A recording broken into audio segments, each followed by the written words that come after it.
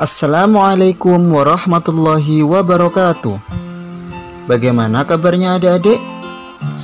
Pada video pembelajaran kali ini kita akan belajar tentang keteladanan Rasulullah SAW dan sahabatnya. Pada pertemuan kali ini kita akan belajar tentang keteladanan Rasulullah, dan pada video pembelajaran yang akan datang kita akan belajar tentang keteladanan sahabat Rasulullah Muhammad SAW. Adik-adik, kalian tentunya sudah pernah mendengar kisah tentang 25 nabi. Nabi Muhammad SAW pasti disebut sebagai Khatamun Nabiyyin atau penutup para nabi, karena Nabi Muhammad SAW adalah nabi yang terakhir. Nabi Muhammad SAW sejak kecil sudah menjadi anak yatim piatu. Oleh sebab itu, beliau sangat mencintai anak yatim dan menganjurkan umatnya untuk merawat, mendidik, dan mencintai anak yatim. Di samping itu, Nabi Muhammad SAW terkenal sangat jujur. Sikap jujur tersebut sudah diperlihatkan sebelum beliau diangkat menjadi rasul. Pada usia remaja, beliau diminta bantuan oleh pamannya untuk membawa barang dagangan Siti Khadijah binti Khuwailid yang kaya dan dihormati di kota Mekah. Saat Nabi Muhammad berumur 35 tahun, Mekah sedang terjadi banjir sehingga Ka'bah itu rusak. Dan Nabi Muhammad SAW bersama-sama dengan orang-orang Quraisy yang lainnya diminta untuk memperbaiki Ka'bah.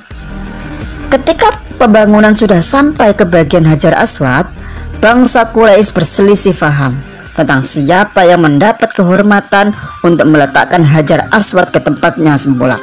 Semuanya saling kekeh bahwa kelompok mereka yang paling berhak meletakkan Hajar Aswad tempatnya semula. Namun mereka tidak mendapatkan kata sepakat. Kemudian ada seorang kafir Quraisy yang memberikan saran, siapa yang pertama kali memasuki Babus Shafa, maka dia yang berhak menentukan siapa yang berhak untuk mengangkat Hajar Aswad dan meletakkan di tempatnya. Dan ternyata orang yang pertama kali memasukinya adalah Nabi Muhammad. Akhirnya orang-orang pun sepakat untuk menunjuk Nabi Muhammad yang menentukan siapa yang berhak untuk mengembalikan Hajar Aswad menuju ke tempatnya. Rasulullah SAW pun kemudian menyarankan satu jalan keluar yang sebelumnya tidak terpikirkan oleh mereka. Beliau mengambil selembar selendang, kemudian Hajar Aswad itu diletakkan di tengah-tengah selendang tersebut. Beliau lalu meminta seluruh pemuka kabilah yang berselisih untuk memegang ujung-ujung selendang itu. Mereka pun kemudian mengangkat Hajar Aswad itu bersama-sama. Setelah mendekati tempatnya, Rasulullah SAW yang kemudian meletakkan Hajar Aswad tersebut. Ini merupakan jalan keluar yang terbaik. Seluruh kabilah setuju dan meridhoi jalan keluar ini. Mereka pun tidak saling menumpahkan darah. Sejak saat itu, beliau dikenal di antara kaumnya dengan sifat-sifat yang terpuji. Para sahabat dan pengikutnya sangat menghormati dan mencintai beliau, sehingga beliau diberi gelar Al-Amin, yang artinya orang yang dapat dipercaya.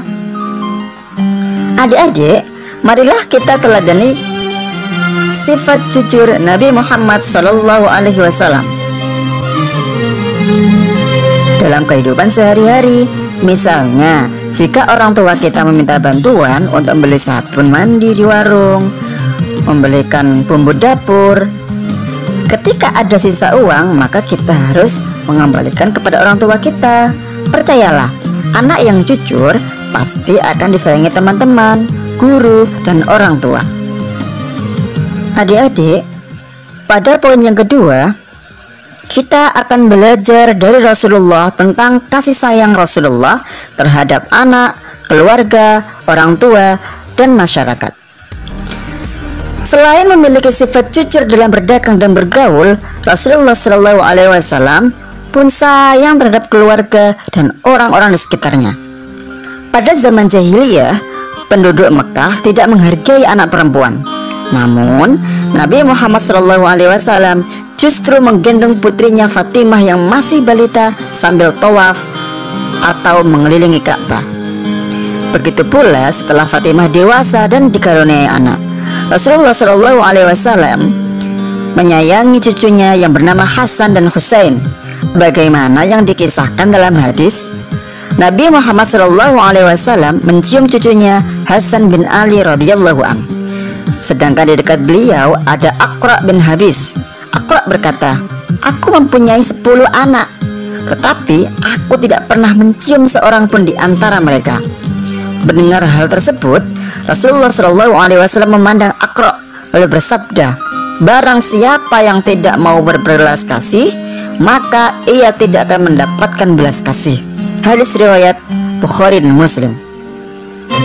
Adik-adik, selain hadis yang baru disebutkan, Rasulullah SAW mengajarkan pula untuk hormat kepada orang tua, seperti dalam hadis yang artinya, "Aku, Ibnu Mas'ud, pernah bertanya kepada Nabi Muhammad SAW, amal apa yang paling disukai oleh Allah?" Nabi Muhammad SAW bersabda, "Mengerjakan sholat tepat pada waktunya." Aku bertanya lagi, kata Ibnu Mas'ud, "Kemudian apa?"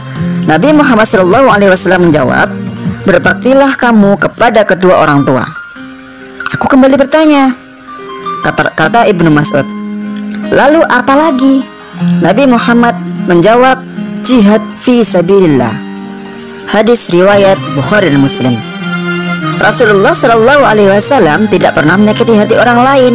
Hal itu dapat dibuktikan dalam hadis beliau yang artinya, barang siapa yang beriman kepada Allah dan hari akhir, maka hendaklah ia berkata yang baik atau diam.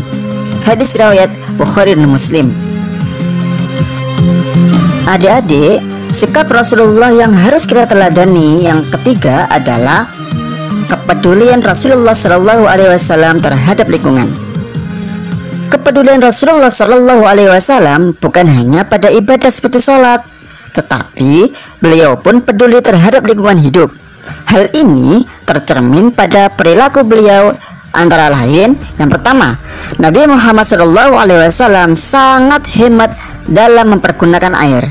Ini dibuktikan pada anjuran beliau agar tidak berlebihan dalam pemakaian air dalam berwudu.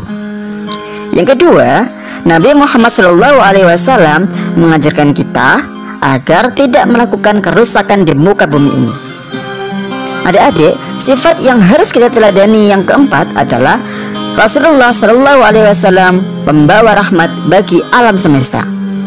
Adik-adik, tahukah kalian Nabi Muhammad SAW diutus oleh Allah sebagai rahmatan lil alamin, atau sebagai pembawa kasih sayang bagi semesta ini?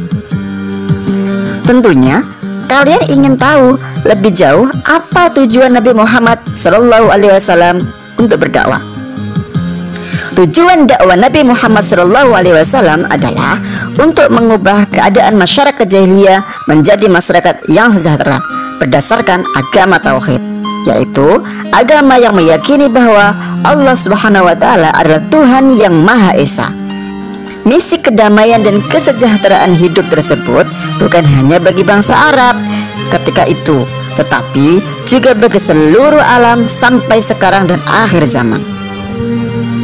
Nabi Muhammad SAW selain mengajak kaumnya untuk mengutamakan kemurnian akidah dan selalu menyembah Allah yang Maha Esa, beliau juga menanamkan akhlak terpuji yang membawa kebaikan manusia hidup di dunia hingga akhirat.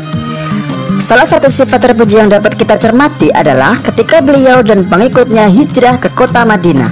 Beliau mampu menanamkan sifat persaudaraan antara kaum pendatang Muhajirin dengan kaum Ansar, sehingga mereka saling menolong untuk menciptakan daerah yang tertib dan aman. Di samping itu, masyarakat berperilaku sopan santun sesuai ajaran Rasulullah SAW. Sebagai umat Nabi Muhammad SAW, kita harus menjunjung tinggi ajaran beliau. Misalnya, kita menghormati orang yang lebih tua dan menyayangi orang yang lebih muda. Kita berperilaku sopan dan bertutur kata santun terhadap orang tua, guru, dan masyarakat sekitar. Juga kita menjaga lingkungan kita agar selalu bersih, karena kebersihan adalah sebagian dari iman. Oleh sebab itu, kita tidak membuang sampah di kali atau selokan, karena selokan yang penuh sampah dan akan dangkal. Saluran air tidak lancar sehingga di musim hujan daerah tersebut menjadi banjir. Kita harus peduli terhadap lingkungan sekitar untuk kebahagiaan diri dan orang lain. Kita harus selalu berperilaku sesuai ajaran Rasulullah SAW. Adik-adik, sekian dulu ya pembelajaran kali ini. Semoga bermanfaat bagi kita semuanya. Sekian dari kami. Wallahul muwafiq ila aqwamit thoriq. Wassalamualaikum warahmatullahi wabarakatuh.